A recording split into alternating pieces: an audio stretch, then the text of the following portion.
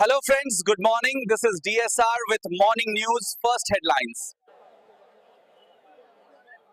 తెలుగు దినపత్రికలో హెడ్లైన్స్ 3 రోజులు అలర్ట్గా ఉండండి.